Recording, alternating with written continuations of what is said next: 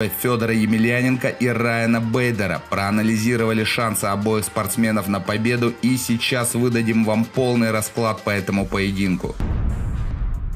Бой предстоит действительно серьезный, и этот поединок может действительно реабилитировать Федора в глазах его болельщиков за последние выступления. Потому что если Федор сейчас побеждает, он, напомним, становится победителем Гран-при Беллатор. И если в первых двух поединках он победил таких же ветеранов, как и он сам, то сейчас он может победить молодого бойца и достаточно сильного. Что ни говори, а Райан Дуэйн Бейдер далеко не слабый соперник, особенно по современным меркам. Да, его не стоит переоценивать, но совершенно точно это не Чейл Сонен и не Фрэнк Мир, которых победил Федор не так давно, если мы берем именно кондиции нынешних соперников. У Бейдера оптимальный возраст для тяжелого веса, и он находится на пике своей карьеры. Мир и Сонен, как ни крути, но это бойцы, из которых уже сыпется песок. Для Райана Бейдера ставки еще более высоки. Если он бой проиграет, то о нем очень скоро все позабудут, ведь люди, далекие от смешанных единоборств или случайно посматривающие их, узнали о Бейдере только благодаря противостоянию с Федором.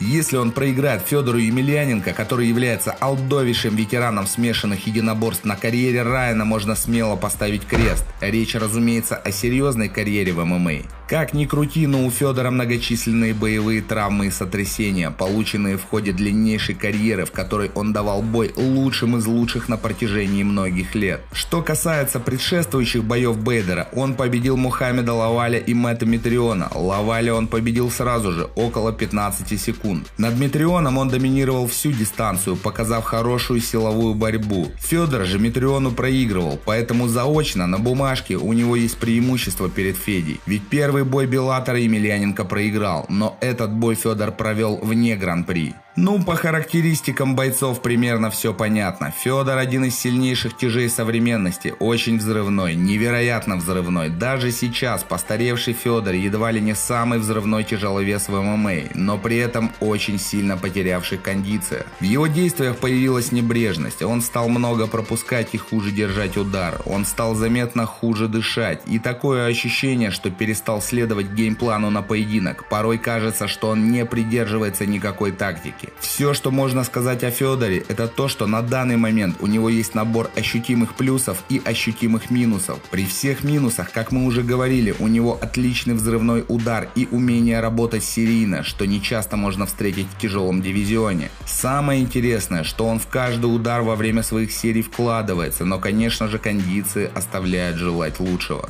Что касается Бейдера, это такая улучшенная версия Чейла Сонена. Он более молодой, более крупный, наверное, немного хуже борется, если разбирать технику, но в то же время, в отличие от Чейла Сонена, у него есть удар. У него действительно хороший удар, то есть если соперник в стойке допустит грубую ошибку, то Бейдер его может жестко вырубить. Но так же, как и Сонен, Бейдер боится удара, часто перегорает в боях и может просто-напросто сдать бой без боя, как это было в случае поединка с Энтони Джонсоном. Бейдер не духовитый боец сам по себе, он может включить заднюю, сдав бой, и это то, на что Федор может рассчитывать в этой встрече. Ведь с духом и волей стоять до конца у последнего императора проблем не было никогда, даже казалось бы в самых патовых ситуациях. Учитывая пиковые кондиции Бейдера, в этом бою он все же фаворит, но в то же время мы не удивимся, если Федор хорошо попадет и Бейдер просто-напросто морально сдастся. Мы не считаем, что Райан именно явный фаворит, не потому что Федор находится в хорошей форме,